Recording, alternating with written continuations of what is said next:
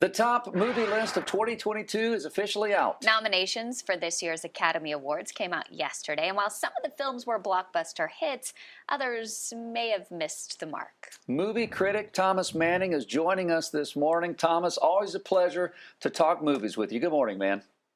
Hey, good morning. It's great to see you all, and I'm very happy to be back here again. All right, so let's get to this. These nominations came out yesterday. How many do you think of a lot of these movies that made the list? How many of these movies have you seen, Thomas? I would say I've probably seen about three-fourths of them. You can't watch them all. Well, some people find a way to do it, and those people, I applaud them.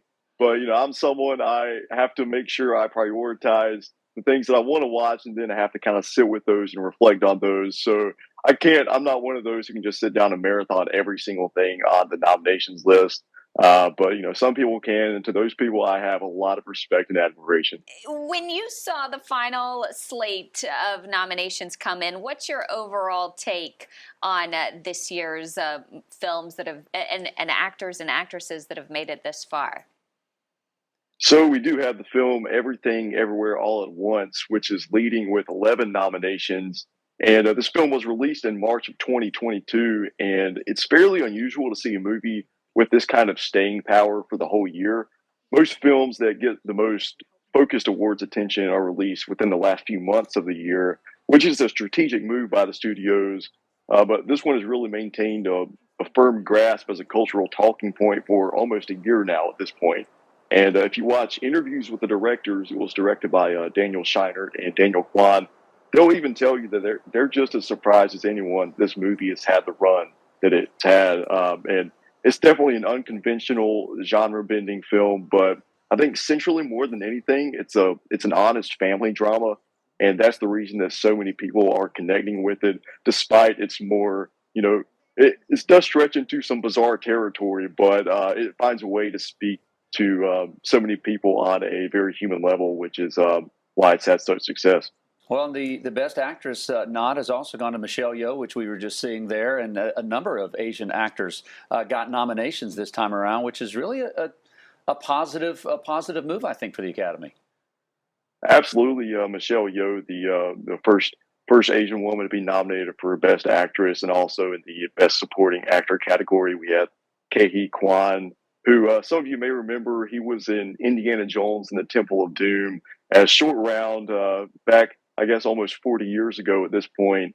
And he had at one point kind of left the world of acting and didn't think there was a future for him there. But he was inspired a few years ago by the success of the film Crazy Rich Asians to come back into the industry. And here he is. And I actually saw an interview with him yesterday where right after he got the news that he'd been nominated, he was just over the moon. It really just warmed my heart. And his story is something that it's probably the best story for a lot of people that they've grasped onto this award season. And he's someone that I'm rooting for, and a lot of people are. Well, a story like that, you do want to root for those actors. You mentioned the studios. What's the balance with these nominations between the big production houses against your Netflix, so to say, the streaming services? Right. Well, A24 Studios, they did get the most nominations. They got 18 total, and 11 of those coming from Everything Everywhere All at Once. And A24 is kind of what's been over the past few years really been adopted as kind of the indie darling studio. But in second place, closely behind them, we have Netflix with 16 nominations total.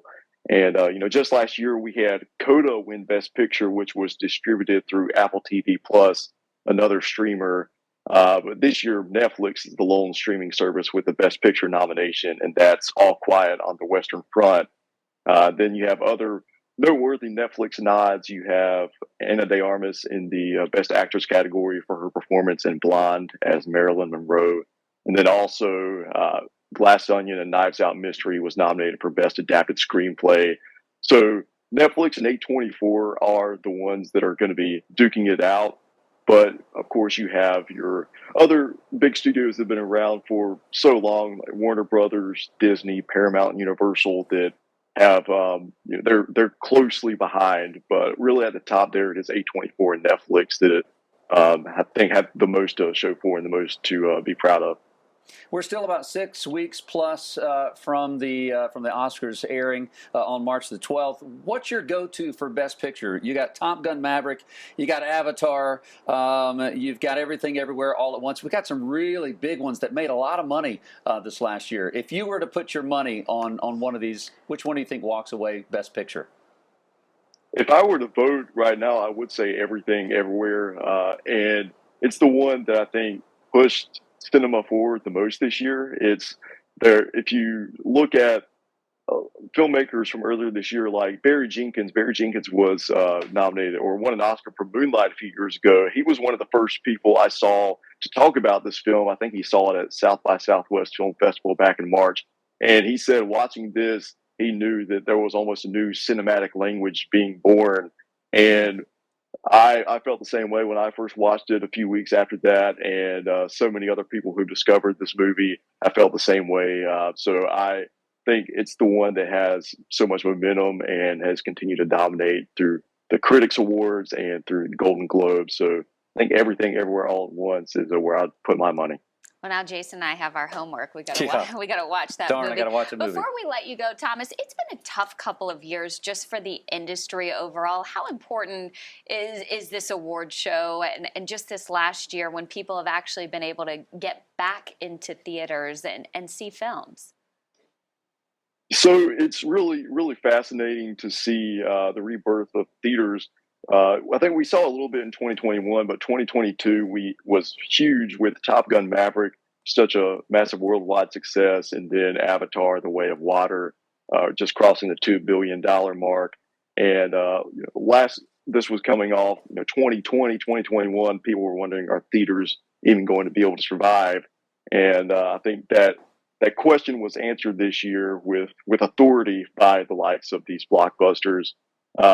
But as far as Oscars viewership, last year only about 16, 17 million people watched, which was the second lowest in history. And of course, the lowest in history was the year before that. And there's a multitude of factors at work here. Of course, the industry is rebuilding from the pandemic, but also people are so accustomed to having everything right there in front of them at home, whether they're watching something on Netflix. I think that approach is almost translating into the way audiences consume the Oscar ceremony itself. There's this idea of, I don't have to go to the theaters to see that movie because I can watch it from home. So maybe I can also just watch the Oscars highlights on Twitter and don't have to watch it live, because there's that kind of similar mindset. But either way, I do think there is still an interest in the spectacle and just the Hollywood showcase. And I'm hoping that viewership for the Oscars climbs this year from last year, and hopefully we've with the comparison that we've seen with Top Gun Maverick and Avatar and people coming back to theaters. Hopefully we see that translate into people watching the Oscars more, bigger audiences. Well, and Wyatt said it. We've got our homework ahead. We've got a number of movies that we need to watch. You clearly have done your homework. Thomas Manning, North Carolina film critic. Thanks for your time and your expertise as we talk about the Oscars coming up. Again, that airs March 12th. Thank you, Thomas. It is. Thanks so much.